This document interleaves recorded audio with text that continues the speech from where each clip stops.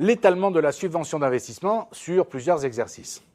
Les deux cas de figure, alors vous allez dire, ça fait beaucoup à chaque fois. Ben oui, il y a deux cas de figure, pourquoi? Ben parce que vous pouvez recevoir une subvention d'investissement pour deux catégories d'IMO, soit des IMO amortissables, soit des IMO qui ne sont pas amortissables.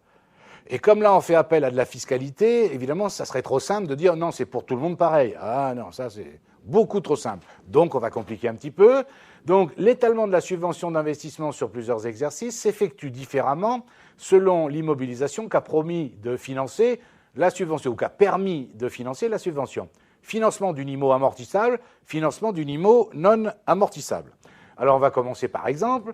Que se passe-t-il si la subvention d'investissement a été utilisée pour acheter une immobilisation amortissable? Quelle est la règle? Entendez, quelle est la règle d'étalement? Alors, la règle d'étalement, c'est que à chaque inventaire qui suit la subvention, d'accord? Eh bien, ce que vous allez reprendre, c'est l'annuité d'amortissement fiscal de l'IMO, j'ai bien dit fiscal, multiplié par la subvention reçue sur la valeur d'entrée de l'IMO. Autrement dit, qu'est-ce que ça veut dire? Ça veut dire, il y a deux choses qu'il faut bien comprendre ici. D'abord, j'ai bien dit l'amortissement fiscal, l'annuité fiscale, pas l'annuité comptable. Ça veut dire, par exemple, que si le bien est amortissable en dégressif, d'accord, c'est bien l'annuité dégressive que vous allez prendre, d'accord? Et la subvention reçue sur la valeur d'entrée de l'IMO, on est d'accord, ça veut dire quoi? Ça représente le pourcentage de la subvention par rapport au prix d'achat de l'IMO, tout simplement. Ça va, vous me suivez? Autrement dit, vous êtes en train de comprendre que la reprise de la subvention d'investissement sur une IMO amortissable se fait au même rythme que les amortissements que l'on fera chaque année. Puisque l'annuité fiscale n'est pas la même forcément chaque année, bien sûr. Ça va, vous me suivez? Autrement dit, pour faire ça, il faut d'abord faire le tableau d'amortissement comptable, fiscal, comme vous savez le faire d'habitude. Ça va, vous me suivez? Oui, une question?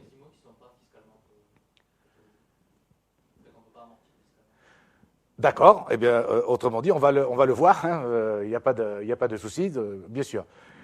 Exemple, le 1er octobre N, une entreprise reçoit une subvention d'investissement de 100 000 € pour acheter une machine industrielle de 250 000 € hors taxe, dont la durée d'utilisation et d'usage est de 5 ans. La subvention est versée le 1er décembre N et l'entreprise achète l'IMO le même jour par chèque. La machine est amortissable fiscalement en dégressif, je vous dis utiliser un coefficient de 1,75, d'accord? L'inventaire s'effectue le 31/12 de chaque année, et je vous demande, première question, les écritures de N à N plus 5, et je vous dis, bien entendu, il faut d'abord construire le tableau d'amortissement de l'immobilisation. Et deuxième question, présenter le bilan au 31/12 N plus 2 après inventaire. Alors, là, c'est là où je vous disais qu'il faut télécharger la correction, mais vous l'avez sous les yeux. Alors, on regarde bien. Hein. Il n'y a aucune difficulté, je vous assure que vous savez faire. D'accord. D'abord, ici, on fait le tableau d'amortissement en entier, comme d'habitude. La partie comptable, donc le constant, ici, on nous a dit que c'était sur 5 ans, vous êtes d'accord?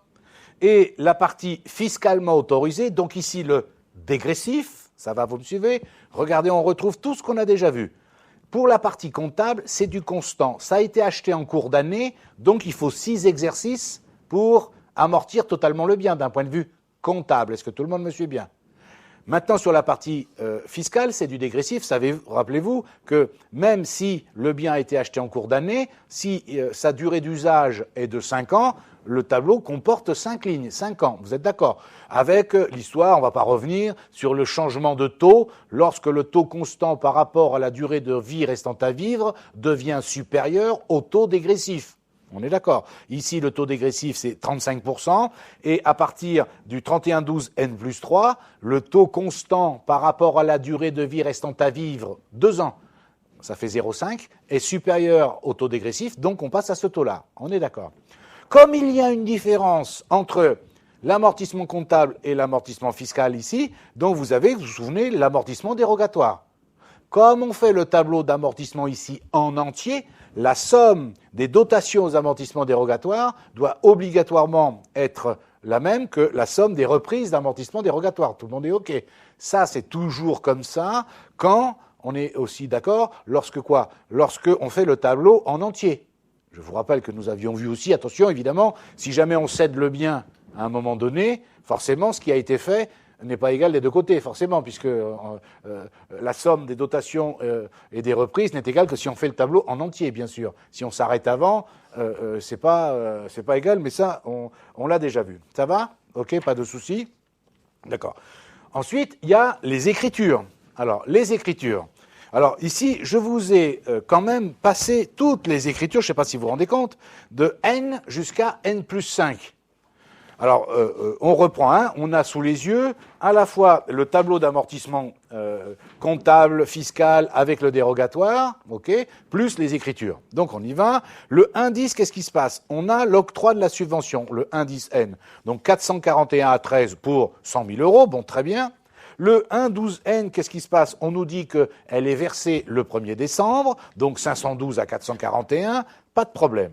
Le 1,12, on nous dit que le même jour, pour simplifier, hein, on achète une IMO dont la valeur hors taxe est de 250 000 euros, donc 21,54, la TVA 44 562 dessus, à 512 banques, achat de l'IMO.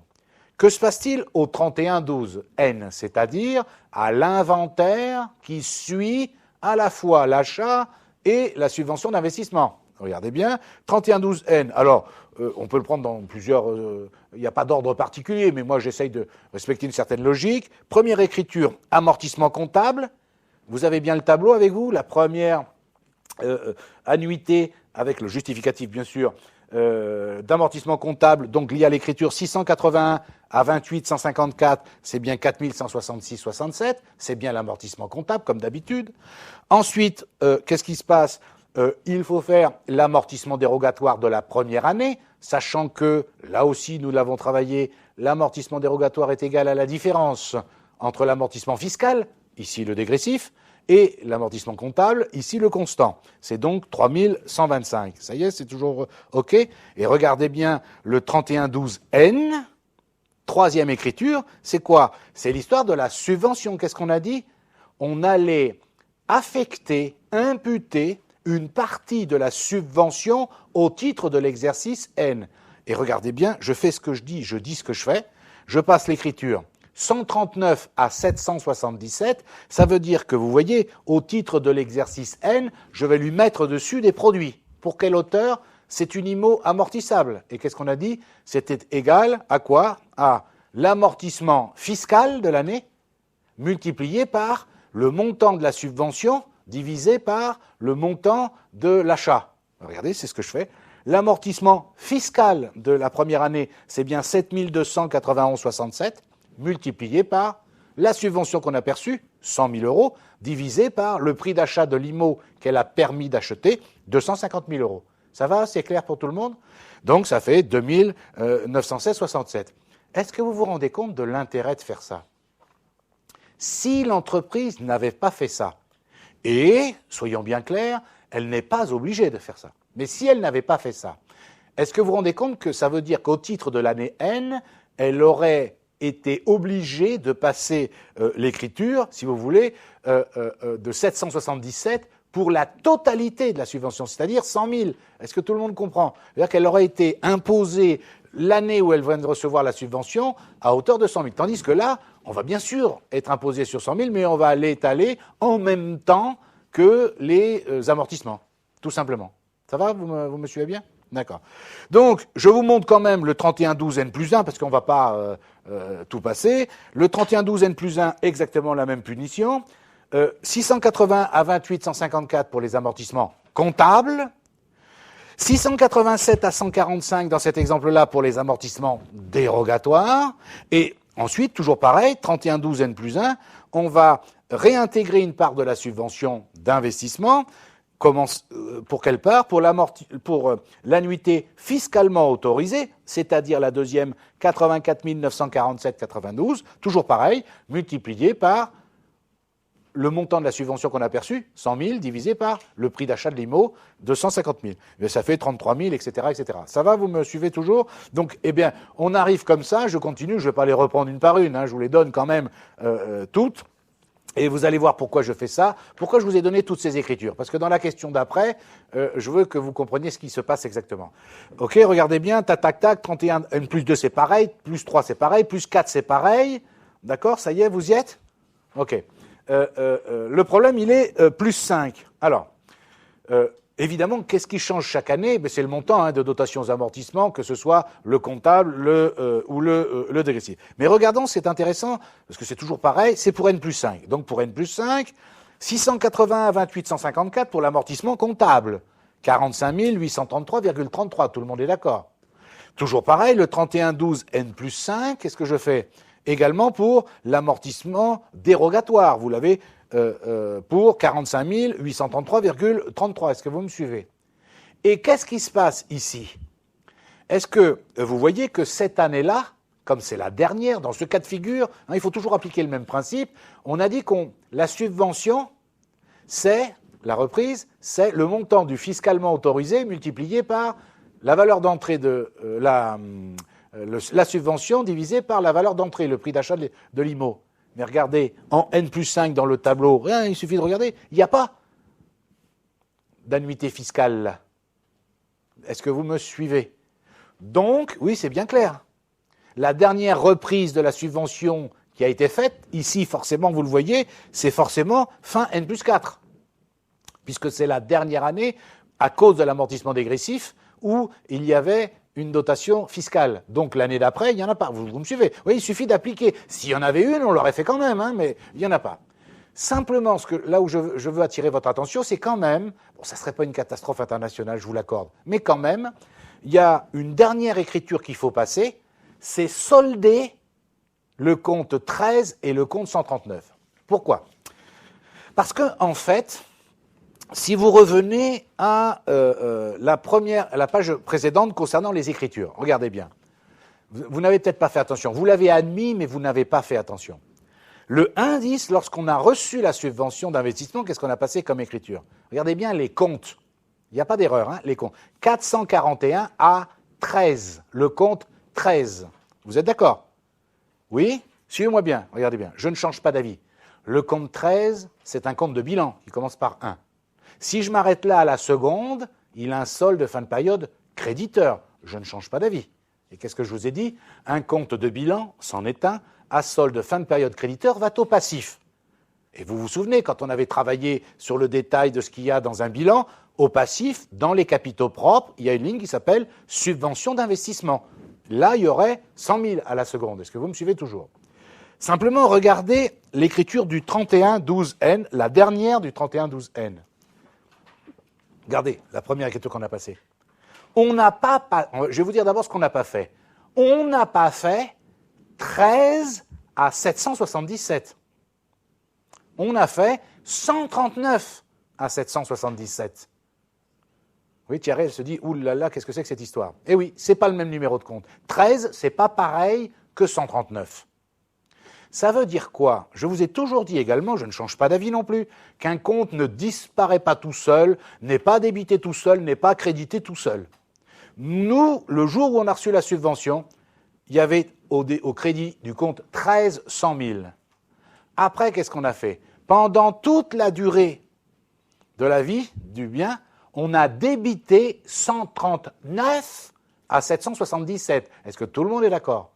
Donc, à la fin de la vie du bien, avec cette histoire-là, le compte 13, il est toujours créditeur de 100 000, il n'a pas bougé tout seul, et le compte 139, d'année en année, il est augmenté, et il finit par arriver, bien sûr, à 100 000 euros. Est-ce que vous me suivez toujours? Donc, une fois que le bien est totalement amorti, eh bien, il reste encore, et c'est pour ça que j'insiste un petit peu là-dessus, il reste encore à solder les comptes 13 et 139. Vous me suivez toujours? Je ne suis pas encore très sûr. Il y a quand même une chose qu'il faut que je vous explique. C'est que dans le bilan au passif, compte 13 au départ, vous vous souvenez? Eh bien, dans le bilan au passif, ce qui apparaît, on est bien d'accord, c'est le solde des comptes. Oui? Eh bien là, qu'est-ce qu'on va faire? C'est un peu la même histoire intellectuellement que l'histoire des intérêts courus sur les emprunts. Vous vous souvenez, dans un compte d'emprunt, qu'est-ce qu'on met au bilan? Il y a le compte 16 lui-même, plus les comptes 1, 6, 8, 8. Vous savez, les intérêts courus sur emprunt. On est toujours d'accord.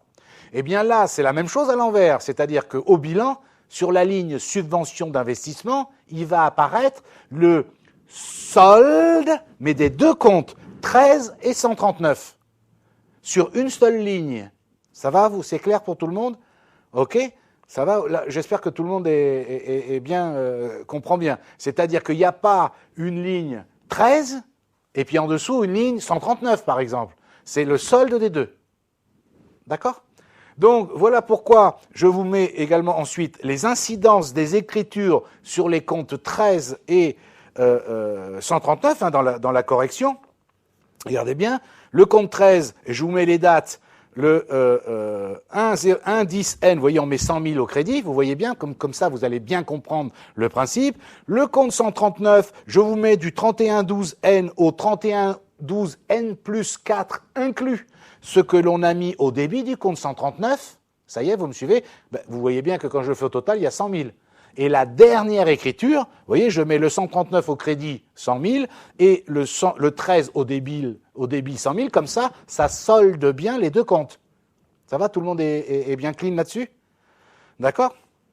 Très bien. Et je vous mets bien la remarque. Au bilan, au passif, apparaît en subvention d'investissement, donc dans les capitaux propres, la différence entre le compte 13 et le compte 139. Mais comptablement, ce sont bien deux comptes différents.